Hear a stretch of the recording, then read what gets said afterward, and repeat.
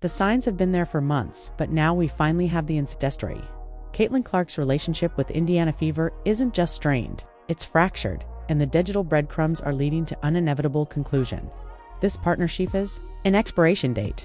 What's happening right now in Indianapolis isn't your typical rookie growing pains. This is something deeper, something that's been building beneath surface while everyone's been focused on stats and highlights. Eve been filtering through the noise following the signals, and what Evian Carrad reveals a situation that's far more complex than anyone realized.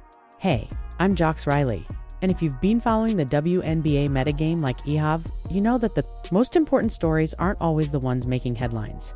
Sometimes they're hidden in plain sight, waiting for someone to connect the dots. And today, we're pulling the thread on one of the biggest untold stories in women's basketball. But before we dive deep into this investigation, hit that subscribe button, ring the notification bell. The stories I uncover don't always stay for long, and you don't want Thomas what's coming next in this evolving situation now. Let's talk about what's really happening between Caitlin Clark and the Indiana Fever, because the temperature-off online conversation suggests something fundamental has shifted in this relationship.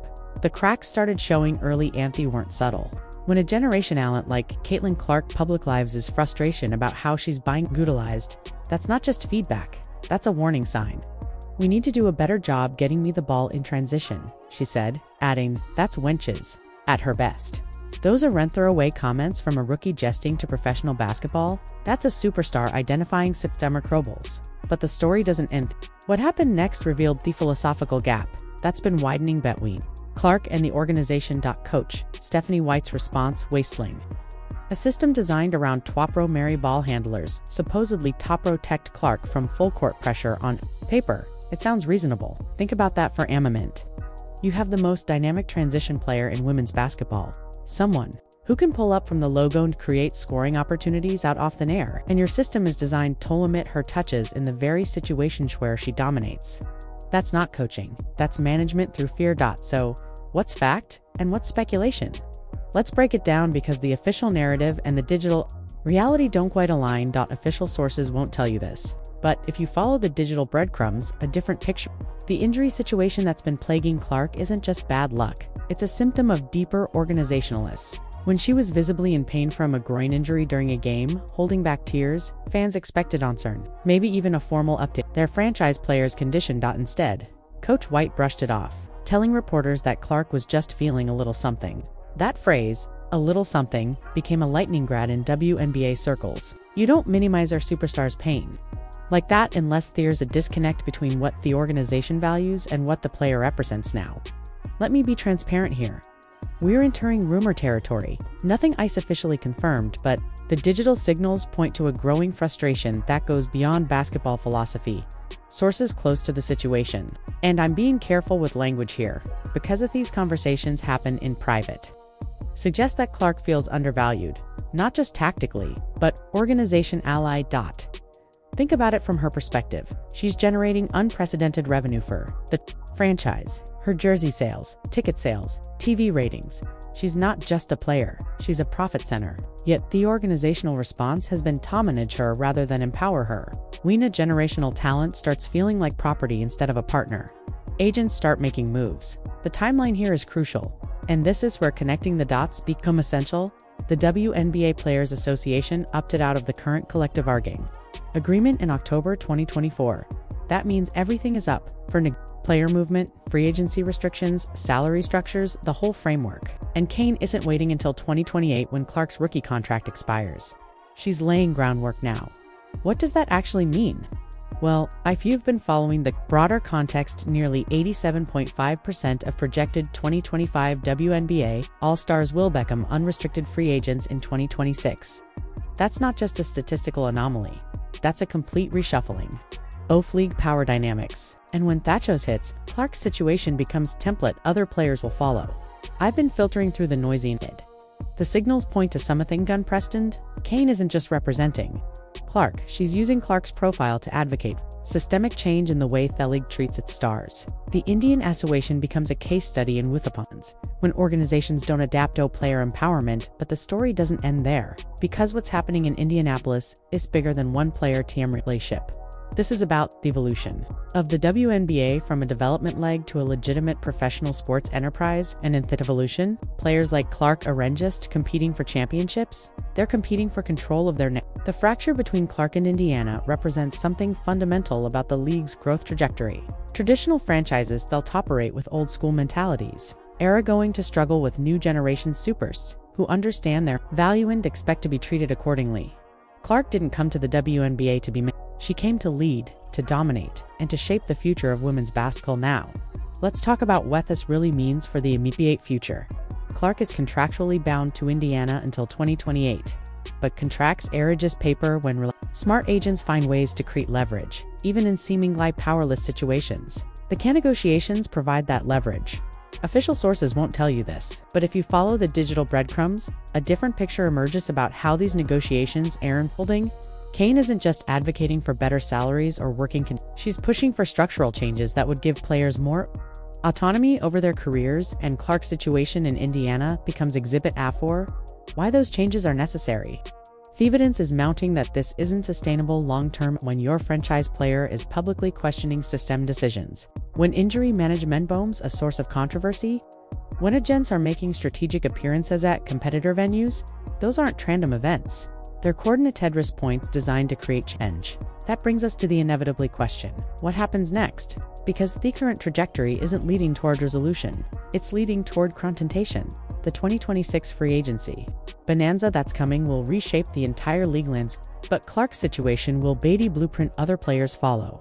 If Kane can successfully create early movement opportunities through KP leverage, if she can demonstrate that player empowerment trumps organization Alcantara, then 2026 becomes less about tentable signings and more about a fundamental power shift. Here's what I think's really happening, and this is where the investigation gets speculative but compelling.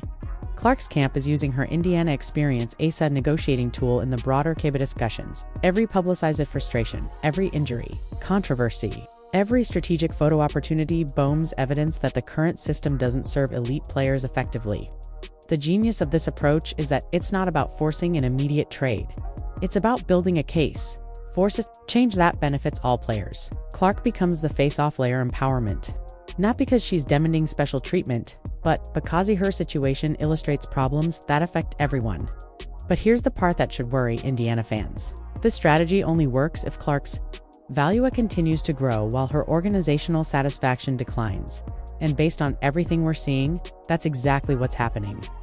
Tara sent exhibition game at Iowa, where Clark drained that incredible 36 three-pointer from beyond her Memorial Court marking wasn't just a homecoming mint, it was a reminder of what Shara presents beyond Indiana.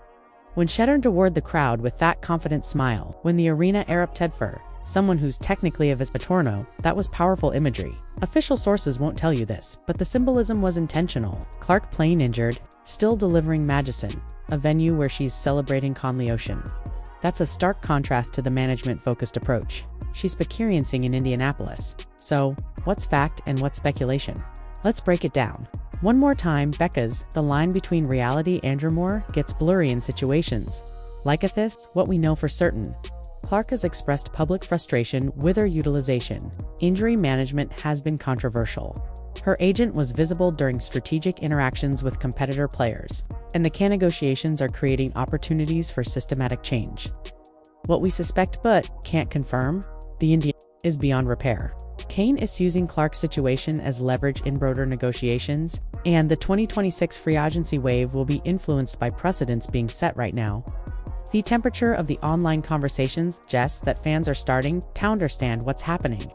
The engagement around Clark-related content that hints at organizational problems consciously outperforms standard game highlights or statistical analysis.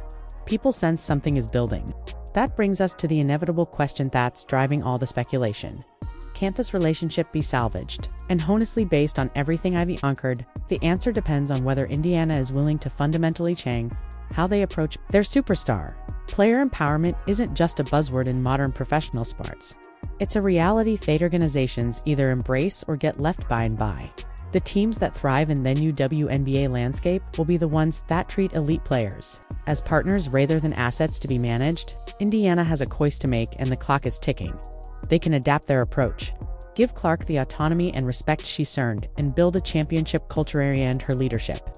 or they can continue with the current management and watch their franchise players can't build a case for why systematic change is necessary.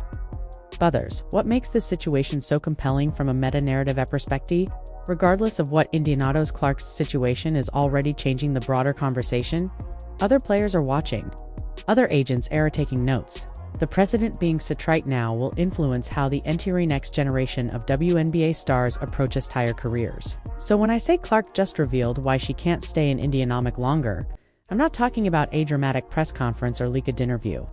I'm talking about a pattern of actions, statements, and strategic positionings that tells a story any official announcement could. The digital breadcrumbs are all there if you know how to read them. The question isn't whether change is coming.